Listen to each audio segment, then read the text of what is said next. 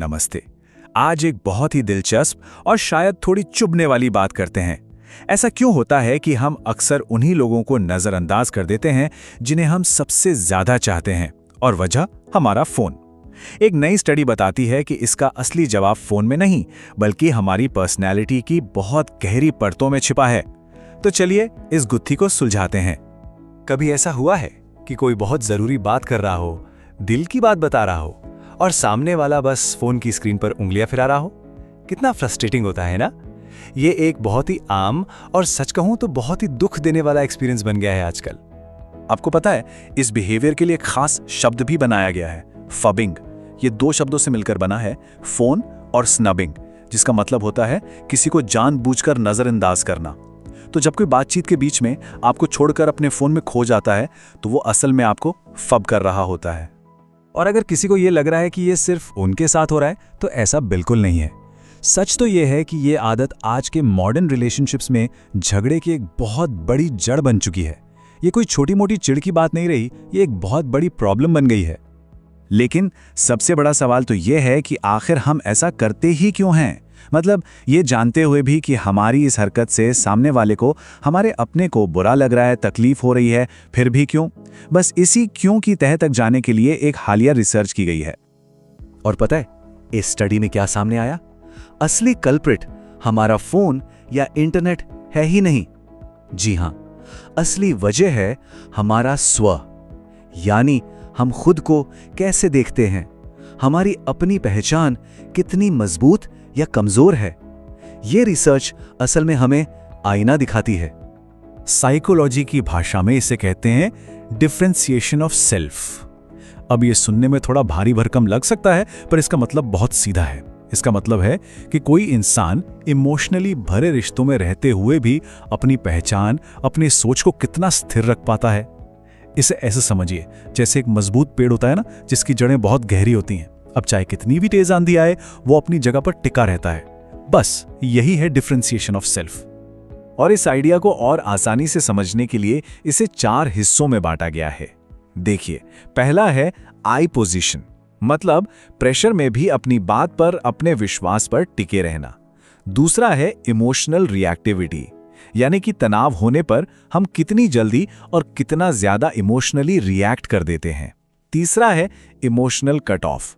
ये वो आदत है जब हम स्ट्रेस से बचने के लिए अपनों से ही दूरी बना लेते हैं। और चौथा है फ्यूजन विद अदर्स, यानी जब हमें खुद को कंप्लीट महसूस करने के लिए दूसरों के वैलिडेशन या मंजूरी की जरूरत पड़ती है।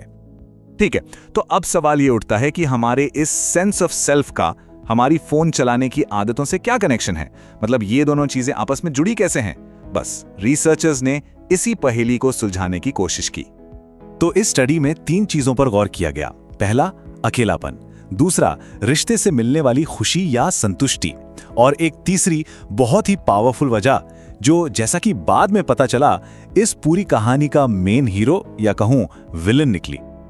और वो वजह थी फियर ऑफ मिसिंग आउट, जिसे हम सब फोमो के नाम से जानते हैं। स्टडी के नतीजे साफ साफ यही कहते हैं कि ये फोमो ही वो पुल है जो हमारे सेंस ऑफ सेल्फ को हमारी फबिंग की आदत से जोड़ता है।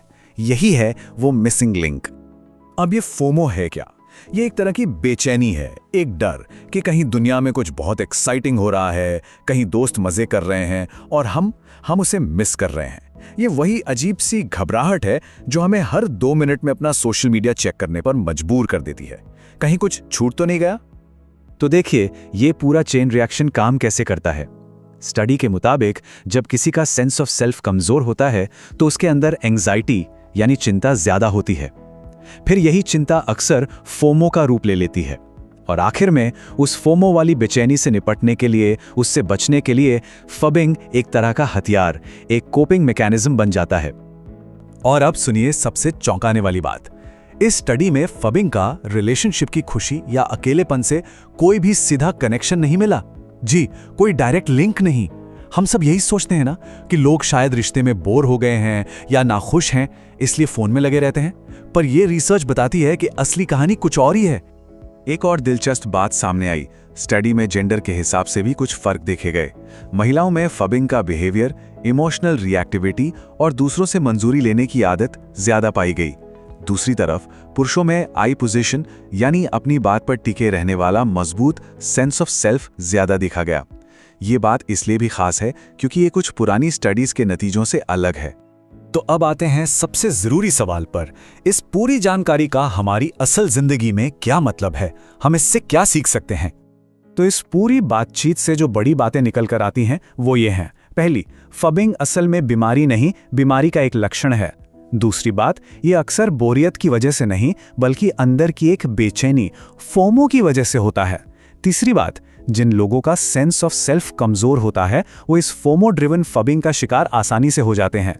और सबसे जरूरी बात, शायद हमारी डिजिटल आदतों को सुधारने का रास्ता फोन को दूर रखने से नहीं बल्कि अपने स्व को, अपनी पहचान को मजबूत करने से होकर गुजरता है। तो जाते जाते बस एक सवाल जो हम सबको खुद से पूछना चाहिए, हमारा फोन दुनिया को देखने की एक खिड़की है या फिर अपने ही रिश्तों से बचने के लिए एक ढाल? जरा सोचिएगा।